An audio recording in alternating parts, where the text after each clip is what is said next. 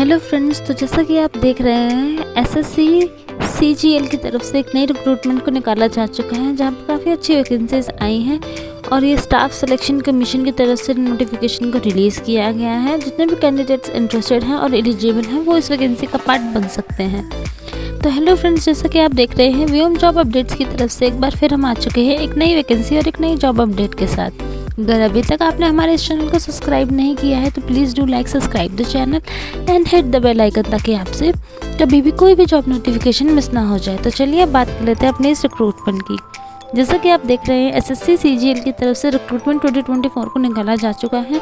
इसके लिए सभी कैंडिडेट्स से जितने भी इंटरेस्टेड और एलिजिबल कैंडिडेट्स हैं उन सभी से ऑनलाइन एप्लीकेशंस को इनवाइट किया गया है फॉर द पोस्ट। अगर आप सभी इंटरेस्टेड हैं तो इन पोस्ट को भरें और हायरिंग के लिए पोस्ट को निकाला जा चुका है। बाकी जितने भी एलिजिबिलिटी क्राइटेरिया हैं आइए इसकी बात कर लेते हैं। जो लेटेस्ट रिक्रूटमेंट है ये इसका जो एप्लीकेशन फॉर्म है वो स्टार्ट हो जाएगा जून से और लास्ट डेट जो है वो जुलाई में रखी गई है। तो हम उसके बारे में आगे बात कर लेते हैं। जैसा कि आप देख रहे हैं एसएससी की तरफ से इस रिक्रूटमेंट को निकाला जा चुका है और 8400 प्लस पोस्ट जो है वो निकाली गई हैं सभी मेल फीमेल कैंडिडेट्स के लिए। आइए बात कर लेते हैं ऑर्गेनाइजेशन की। अगर हम ऑर्गेनाइजेशन के डिपार्टमेंट की बात करें तो वो हमारा एसएससी ही रहने वाला है। स्टाफ सिलेक्शन कमीशन हमारा जो डिपार्टमेंट है वो यही रहने वाला है। और आप अप्लाई मोड आपका कैसा रहेगा, कैसे आप एप्लीकेशन फॉर्म भर सकते हैं, तो वो ऑनलाइन तरीके से ही भर सकते हैं। ऑफलाइन तरीके से आप यहाँ पे एप्लीकेशन फॉर्म नहीं भर सकते। By the use of phone, laptop, PC या फिर साइबर कैफ़े से भी आप अपना फॉर्म भरवा सकते हैं। एप्लीकेशन फॉर्म कब से स्टार्ट होगा? एप्लीकेशन फॉर्म जब से भी स्टार्ट होगा उसके 30 डेज़ तक आपकी जो है वो लास्ट डेट रही जाएगी। एप्लीकेशन फॉर्म कब से स्टार्ट होने वाला वो मैं आपको आगे बताऊंगी डिटेल नोटिफिकेशन में, आगे वीडियो में मैं आपको मेंशन कर दूंगी। कौन कौन अप्लाई कर सकता है? तो इंडिया के सभी मेल फीमेल कैंडिडेट्स इसमें अप्लाई कर सकते हैं। टोटल नंबर ऑफ पोस्ट देखी जाए कितनी है, तो वेरियस डिपार्टमेंट में अलग अलग डिवाइड की गई हैं, उन्हें भी हम आगे देख लेते हैं। एप्लीकेशन फॉर्म की बात करें तो फॉर ऑल पोस्ट जितने भी पोस्ट हैं उनके लिए जनरल, ईडब्ल्यूएस और ओबीसी कैंडिडेट्स जो हैं उन सब के लिए 100 रुपीज़ की एप्लीकेशन फ़ीस रखी गई है। बाकी जितने भी रिजर्व कैटेगरी के कैंडिडेट्स हैं प्लस फीमेल्स हैं उनके लिए कोई भी कैसी भी फ़ीस नहीं रखी गई है। उनके लिए ये एप्लीकेशन फॉर्म बिल्कुल फ्री में है, फ्री ऑफ कॉस्ट आप आराम से इसको भर सकते हैं। पर जो जनरल कैटेगरी के कैंडिडेट्स हैं, ईडब्ल्यूएस कैटेगरी के कैंडिडेट्स हैं और ओबीसी कैटेगरी के कैंडिडेट्स हैं उनको 100 रुपीज़ की एप्लीकेशन फ़ीस देनी होगी। ये जो डिटेल नोटिफिकेशन है ये ग्रुप बी और सी की पोस्ट के लिए निकाला गया है। आइए अब देख लेते हैं नेम ऑफ पोस्ट और डिपार्टमेंट का नाम क्या, आपकी पोस्ट जो है उसका नाम क्या रहने वाला है और वो कौन से डिपार्टमेंट में आने वाली है। असिस्टेंट ऑडिट ऑफिसर की जो पोस्ट है वो Indian audit and account department के अंडर आने वाली है। इंस्पेक्टर की जो वैकेंसी है वो सीबीआईसी की डिपार्टमेंट के अंदर आएगी। असिस्टेंट इन्फोर्समेंट ऑफिसर की जो वैकेंसी है वो आपकी ईडी के डिपार्टमेंट में ही आएगी। Indian audit and account department under CNG की जो पोस्ट है वो इसी डिपार्टमेंट के अंदर आएगी। असिस्टेंट अकाउंट ऑफिसर की जो पोस्ट है वो आपकी Indian audit and account department में आएगी। असिस्टेंट सिलेक्शन ऑफिसर की जो पोस्ट है वो आईबी के डिपार्टमेंट में आएगी, इंटेलिजेंस ब्यूरो। सब इंस्पेक्टर की जो पोस्ट है वो सेंट्रल ब्यूरो ऑफ इन्वेस्टिगेशन के डिपार्टमेंट में आएगी। असिस्टेंट सिलेक्शन ऑफिसर की जो पोस्ट है वो सेंट्रल सेक्रेटरीट सर्विस में आएगी। असिस्टेंट की जो पोस्ट है वो अदर मिनिस्ट्री, डिपार्टमेंट्स और ऑर्गेनाइजेशंस में आएगी, उनका डिपार्टमेंट ये रहने वाला है। इंस्पेक्टर की जो पोस्ट है वो वेरियस डिपार्टमेंट्स में आएगी। असिस्टेंट सिलेक्शन ऑफिसर की जो पोस्ट है वो मिनिस्ट्री ऑफ रेलवे के लिए निकाली गई है। और इंस्पेक्टर की जो ये पोस्ट है ये सेंट्रल ब्यूरो ऑफ नैरोटिक्स के लिए निकाली गई है।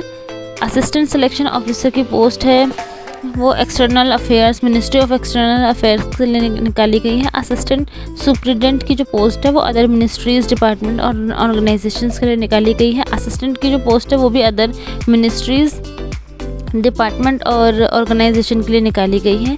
असिस्टेंट सिलेक्शन ऑफिसर की जो पोस्ट है वो AFHQ के लिए निकाली गई है, इसका डिपार्टमेंट ये रहने वाला है। और डिविजनल अकाउंटेंट के लिए आपकी ऑफिसर अंडर CNG के रहने वाले हैं आप।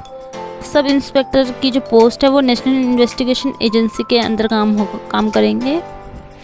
Assistant selection officer other ministries में काम करेंगे। इंस्पेक्टर सेंट्रल एक्सरसाइज में काम करेंगे। इंस्पेक्टर जो है वो प्रिवेंटिव ऑफिसर जो है CBIC के अंडर काम करेंगे। और जो आप देख रहे हैं ये इन्वेस्टिगेटर ग्रेड 2 जो है वो रजिस्ट्रार जनरल ऑफ इंडिया के साथ मतलब इस डिपार्टमेंट में काम करने वाले हैं। तो ये आपके पोस्ट के नाम हो गए और इस साइड में आपके डिपार्टमेंट्स हो गए। तो आप देख सकते हैं कि आप कौन से पोस्ट के लिए अप्लाई कर रहे हैं और आपका डिपार्टमेंट कौन सा होने वाला है। तो जो भी आपको डिपार्टमेंट पसंद है आप उसके हिसाब से अपना जो है पोस्ट को सिलेक्ट करके अपना एप्लीकेशन फॉर्म भर सकते हैं। आइए अब बात कर रहे थे ग्रुप C की पोस्ट की। तो ग्रुप C की जो पोस्ट है वो आप देख रहे हैं इनकम टैक्स इंस्पेक्टर की पोस्ट है जिसका डिपार्टमेंट CBDT रहने वाला है। फिर यहाँ आप देख रहे हैं कि क्लर्क की पोस्ट है जो सेंट्रल गवर्नमेंट ऑफिसर में रहने वाली मिनिस्ट्रीज़ के अंदर। टैक्स असिस्टेंट है जो CBDT और CBIC में रहने वाला है। ऑडिटर है। फिर अपर डिवीज़न क्लर्क है। अकाउंटेंट है। अकाउंट जूनियर है। इनके डिपार्टमेंट्स आप देख सकते हैं आराम से।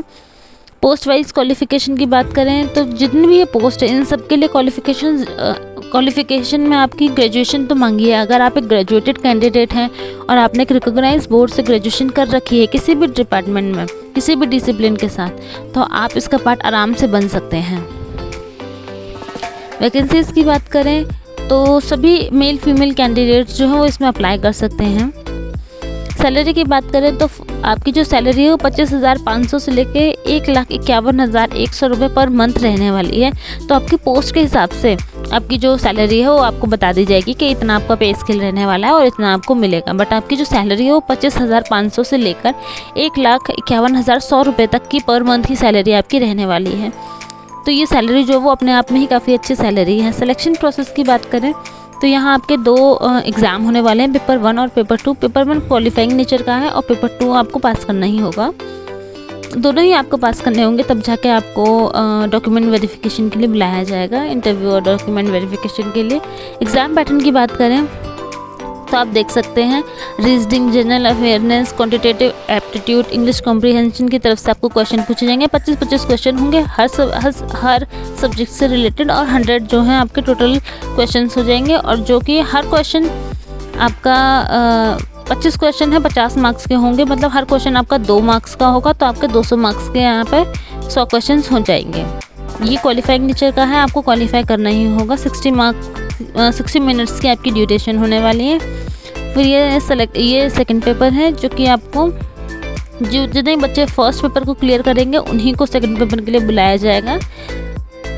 आपका ऑनलाइन मोड से ही ये पेपर करवाया जाएगा। आपका ऑब्जेक्टिव टाइप क्वेश्चन होने वाले हैं, नेगेटिव मार्किंग भी रहेगी 1 मार्क्स की। ये एग्ज़ाम जो है वो आपका इंग्लिश हिंदी दोनों ही लैंग्वेजेस में अवेलेबल होगा। आप इंग्लिश में देना चाहें तो इंग्लिश में दे सकते हैं और हिंदी में देना चाहें तो आराम से आप हिंदी में भी दे सकते हैं। सिलेक्शन पेपर की बात करें पेपर 1 और पेपर 2 की तो आप देख सकते हैं पेपर 1 में सेक्शंस रहेंगे आपके मॉड्यूल 1, 2 जिसमें मैथ आएगी और जनरल इंटेलिजेंस और रीजनिंग आएगी। 30 मार्क्स के 30 क्वेश्चन होंगे, हर क्वेश्चन 3 मार्क्स का होगा तो आपका 160 क्वेश्चन होंगे जो कि अपने आप में आपका 180 मार्क्स के हो जाएंगे। फिर सेक्शन 2 होगा जिसमें इंग्लिश लैंग्वेज कॉम्प्रिहेंशन की सारी चीज़ें आएंगी। इसमें 45 मार्क्स की आपकी इंग्लिश होगी और कॉम्प्रिहेंशन आपका 25 मार्क्स का होगा। क्योंकि हर क्वेश्चन 3 नंबर का होगा तो आपका 210 मार्क्स के ये क्वेश्चन हो जाएंगे। फिर सेक्शन 3 में आपके कंप्यूटर से रिलेटेड क्वेश्चंस पूछे जाएंगे जो कि 20 क्वेश्चंस पूछे जाएंगे। हर क्वेश्चन 3 मार्क्स का होगा तो ये अपने आप 60 नंबर के हो जाएंगे। फिर सेक्शन जो 3 है उसमें ही डाटा एंट्री के कुछ क्वेश्चंस होंगे जो कि एक प्रैक्टिकल नॉलेज से आएंगे जो आपको खुद ही वहाँ पर सॉल्व करने होंगे कि डाटा एंट्री वगैरह कैसे होती है उस तरह से। फिर पेपर 2 में आपके स्टैटिस्टिक्स आएंगे जो कि 100 मार्क्स के होंगे क्योंकि हर क्वेश्चन जो है वो 2 नंबर का होगा इसलिए ये आपके 200 नंबर के क्वेश्चन हो जाएंगे। और पेपर 3 जनरल स्टडीज़ का होगा जो कि 100 नंबर के 100 क्वेश्चन होंगे, हर क्वेश्चन 2 मार्क्स का होगा इसलिए ये भी 200 नंबर के हो जाएंगे। इकोनॉमिक्स और फाइनेंस से रिलेटेड आपके क्वेश्चन होंगे इसके अंदर। एज लिमिट की बात करें तो एज लिमिट आपके 18 से 32 साल की एज यहाँ पे रखी गई है। अगर आप 18 से 32 साल के बीच में आते हैं तो आप इसका पार्ट बन सकते हैं। प्लस इसमें जो है वो एज रिलैक्सेशन भी है, as per rules age relaxation भी रखा गया है। तो आप उसके लिए आप इसका ऑफिशियल नोटिफिकेशन डाउनलोड करके देख सकते हैं। एसएससी की ऑफिशियल वेबसाइट पर आपको ये नोटिफिकेशन मिल जाएगा, तो वहाँ से आप डाउनलोड भी कर सकते हैं और वहाँ से आप सारी डिटेल्स को चेकआउट कर सकते हैं और डिटेल नोटिफिकेशन को भी पढ़ सकते हैं अगर आप पढ़ना चाहें तो। इस रिक्रूटमेंट का फॉर्म भरने के लिए आपको कौन कौन से डॉक्यूमेंट्स की ज़रूरत पड़ेगी?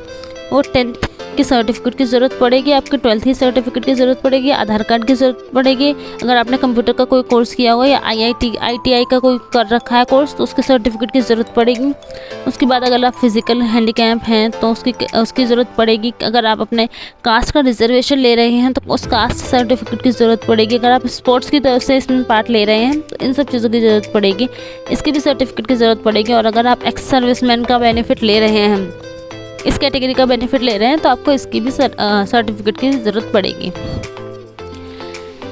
इम्पॉर्टेंट डेट्स की बात कर लें तो जैसा कि आप देख रहे हैं इम्पॉर्टेंट डेट एप्लीकेशन जो है वो स्टार्ट हो जाएगा 11 जून 2024 से। अभी तो जून स्टार्ट भी नहीं हुआ है, जिनको स्टार्ट होने में कल से जून स्टार्ट होने वाला है, तो उसके बाद आप इसका फॉर्म भरना भी स्टार्ट कर सकते हैं। लास्ट डेट जो है वो एप्लीकेशन की लास्ट डेट जो वो 10 जुलाई 2024 रखी गई है। तो मैं एक बार आपको फिर कंफर्म कर देती हूँ कि ऑनलाइन एप्लीकेशन फॉर्म भरना भी स्टार्ट नहीं हुए हैं, वो 11 जून 2024 से भरना स्टार्ट होंगे और लास्ट डेट जो है वो 10 जुलाई 2024 रखी गई है। तो आप आराम से इसका एप्लीकेशन फॉर्म भर सकते हैं, अपनी एलिजिबिलिटी क्राइटेरियाज देख सकते हैं, अपना इंटरेस्ट देख सकते हैं, अपना देख सकते हैं कि आप किस तरह से इसकी इस एग्ज़ाम की तैयारी कर सकते हैं या नहीं। अगर आप कैपेबल हैं एग्ज़ाम की तैयारी करने के लिए तो आप इसका आराम से फॉर्म भर सकते हैं। फीमेल्स और रिजर्व कैटेगरी के लिए तो कोई फ़ीस भी नहीं होता, आराम से भर सकते हैं। जनरल कैटेगरी के जो कैंडिडेट्स हैं, EWS और OBC कैटेगरी के जो कैंडिडेट्स हैं उनके लिए 100 रुपीज़ की एप्लीकेशन फ़ीस है, तो वो आप देख लीजिएगा कि आप भरना चाहते हैं या नहीं। इम्पॉर्टेंट इन्फॉर्मेशन की बात करें तो जितने भी कैंडिडेट्स शॉर्टलिस्ट किए जाएंगे और जितने भी कैंडिडेट्स जो पास होंगे उनको ही इंटरव्यू और मेडिकल इंटरव्यू और डॉक्यूमेंट वेरिफिकेशन वगैरह के लिए बुलाया जाएगा। जब आपको डॉक्यूमेंट वेरिफिकेशन के लिए बुलाया जाएगा तो आपको आपके सारे ओरिजिनल डॉक्यूमेंट्स विद प्रूफ, सारे educational qualification, declaration, passport size photo before interview लेके जाना होगा बोर्ड के सामने, ताकि मतलब बिफोर इंटरव्यू आपको सारी चीज़ें अपने पास प्रेजेंट रखनी होंगी ताकि आप आराम से इनका डॉक्यूमेंट वेरिफिकेशन करवा सकें और वो देख सकें कि हाँ आप एक ऐसे कैंडिडेट हो जो अच्छे से क्वालिफाई कर रहा है हर पॉइंट को। तो आप इसका डॉक्यूमेंट वेरिफिकेशन को भी पास कर सकेंगे और इस रिक्रूटमेंट का पार्ट बन सकेंगे। अगर आपको ये वीडियो अच्छा लगा हो तो please do like, subscribe the channel and hit the bell icon ताकि आपसे कोई भी नोटिफिकेशन मिस ना हो जाए। And thanks for watching. बाकी एसएससी की वेबसाइट पर आपको ये सारी डिटेल्स मिल जाएंगी, तो ऐसा कोई टेंशन लेने वाली बात नहीं है। ये नोटिफिकेशन भी आपको एसएससी की ऑफिशियल वेबसाइट पर आराम से मिल जाएगा। तो अगर आपको वीडियो अच्छा लगा हो तो please do like, subscribe the channel and hit the bell icon. And thanks for watching.